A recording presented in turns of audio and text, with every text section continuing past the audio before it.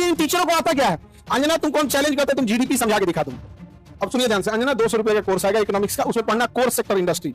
Core sector industries में जिस दिन 40 बड़ी कंपनियां आ जाएंगी, महंगाई ऑटोमेटिक कंट्रोल हो जाएगी। ये आजकल का 2 कौड़ी का टीचर को ज्ञान नहीं है भाई, तू अपन ज्ञान अपने पास रख। अंजना की बच्ची कह रही है कि यूट्यूब टीचर्स को 2 कौड़ी का ज्ञान नहीं है। दोस्तों, अपने देशवा में गजबे गजब खेल चल रहा है। किसे पता था कि ये कॉकरोच नाम का जीव एक दिन देश की राजनीति और समाज में ऐसा बवंडर खड़ा कर देगा कि लोग एक दूसरे के सामने खड़े दिखाई देने लगेंगे। इतिहास में कभी नहीं सुना था कि कॉकरोच और दीमक का आमना सामना होगा, लेकिन आज हालात ऐसे हैं कि दीमक भी कॉकरोच को देखकर सामी सामी नजर आ रही है। और सबसे दिलचस्प बात, इन कॉकरोचों को कुकुरमुत्तों की तरह उग आए यूट्यूबिया शिक्षकों का भरपूर संरक्षण भी मिलने लगा है। तो दोस्तों, आज चर्चा होगी इलाहाबाद हाई कोर्ट में दायर उस जनहित याचिका की जो कथित कॉकरोच जनता पार्टी के विरुद्ध दाखिल हुई है। पत्रकार अंजना ओम कश्यप और कोचिंग जगत के यूट्यूबाचार्यों के बीच छिड़ी वाक्य युद्ध की, और अंत में बात करेंगे सीजेपी के संस्थापक अभिजीत दीपके की। तो दोस्तों, मैं रमाश्रय सिंह आप सबका स्वागत करता हूं आपके अपने चैनल रमाश्रय वॉइस पर। यदि अभी तक चैनल को सब्सक्राइब नहीं किया है तो कर लीजिए महाराज। वीडियो को लाइक, साझा और अपनी राय टिप्पणी में देना न भूलिए। दोस्तों, इस वीडियो का उद्देश्य सामाजिक और राजनीतिक घटनाओं पर व्यंग्यात्मक टिप्पणी करना है। प्रस्तुत विचार सार्वजनिक चर्चाओं और उपलब्ध जानकारियों पर आधारित है। किसी व्यक्ति, संस्था अथवा समुदाय की भावनाओं को ठेस पहुंचाना उद्देश्य से नहीं है। दोस्तों, अंजना ओम कश्यप, अरे वहीं टीवी पर ऊंची आवाज में राष्ट्र को दिशा दिखाने वाली मैडम जी, उन्होंने कोचिंग वालों को 2 कौड़ी का क्या कह दिया। पूरे सोशल मीडिया में कोहराम मच गया। कोई वीडियो बना रहा है, कोई लाइव आ रहा है, कोई ज्ञान बरसा रहा है।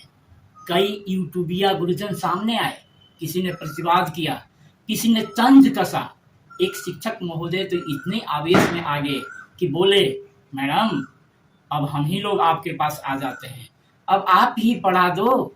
2000 की नोटिया में लगा चिपवा कैसे काम करता है, कैसे सिग्नलवा भेजता है, और अभी तक कौन कौन इस टेक्नोलॉजिया से पकड़ा के जेलवा में ठुसाया है। अब प्रश्न यह उठता है कि इन यूट्यूब शिक्षकों से इतनी अप्रसन्नता क्यों? ये तो अपेक्षाकृत कम शुल्क लेकर गरीब, किसान, मजदूर और निम्न मध्यम वर्ग के बच्चों को पढ़ा रहे हैं।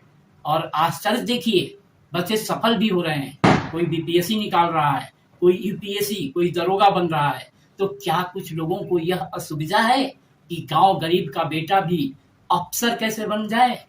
जो बच्चा कल तक खेत में हल चला रहा था, वह आज कुर्सी पर बैठकर आदेश कैसे देने लगे? यह कहीं यह भय तो नहीं कि अगर गरीब का बेटा पढ़ लिख गया तो महानगरों में सस्ते मजदूरों की कमी पड़ जाएगी? अब जरा दूसरा पक्ष भी देखिए। देश में बड़े बड़े शिक्षण संस्थान हैं, करोड़ों की फीस वसूलने वाले संस्थान हैं, अभिभावकों की जेब निचोड़ने वाले कारपोरेट शिक्षा मंदिर हैं। उन पर कितने प्राइम टाइम होते हैं, कितनी बहसें चलती हैं। दिल्ली का एक प्रतिष्ठित विद्यालय भी अक्सर चर्चाओं में रहता है। विशाल परिसर, विशिष्ट वर्ग के बच्चे और असुविधाओं की भरमार। कभी उस पर भी एक निर्भीक कार्यक्रम हो जाए? कैसे भूमि मिली, कौन प्रबंधन देखता है, किनके बच्चे पढ़ते हैं, और व्यवस्था का ताना बाना क्या है? लेकिन शायद कुछ प्रश्न कैमरे की रोशनी में पूछे जाते हैं और कुछ प्रश्न अंधेरे में ही छोड़ दिए जाते हैं। दोस्तों, अब जरा इस जनहित याचिका वाले प्रसंग पर भी दृष्टि डाल लीजिए। कर्नाटक के एक सज्जन भाई साहब, जिन्हें अचानक राष्ट्र हित की ऐसी चिंता हुई कि वे सीधा इलाहाबाद हाई कोर्ट पहुंच गए।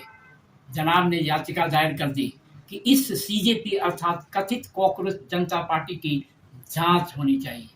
कौन फंडिंग कर रहा है, पैसा कहां से आ रहा है, संगठन पंजीकृत क्यों नहीं है, बला बला बला। अब भाई साहब की चिंता सुनकर मन बड़ा द्रवित हुआ। देश हित के प्रति ऐसी सजगता बिरले ही देखने को मिलती है। लेकिन मन में एक छोटा सा प्रश्न बुलबुलाने लगा।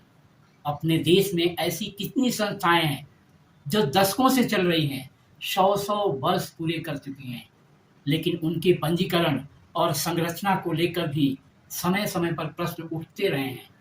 कभी उन पर भी इतनी उत्कट जिज्ञासा प्रकट कीजिए महाराज। खैर, अदालत भी अदालत है।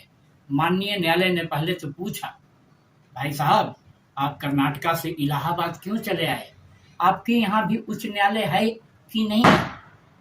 कहते हैं न्यायालय ने तल्ख टिप्पणी के साथ याचिका को खारिज कर दिया और संकेत दिया कि यदि कोई विषय आपके राज्य से जुड़ा है तो पहले उचित मंच पर जाइए।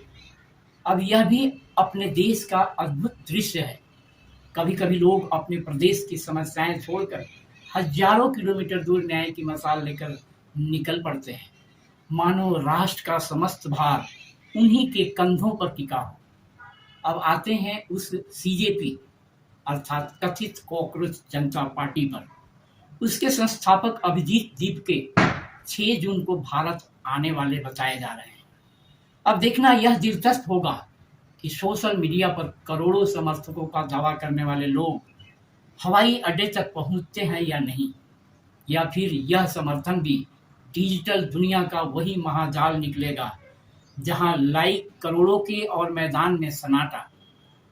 और विपक्षी दल, क्या वे प्रसन्न होंगे या फिर उन्हें 2011 की वह कहानी याद आएगी जब राजनीति की शतरंज पर अचानक नए खिलाड़ी ने पुरानों की बिसात ही उलट दी थी।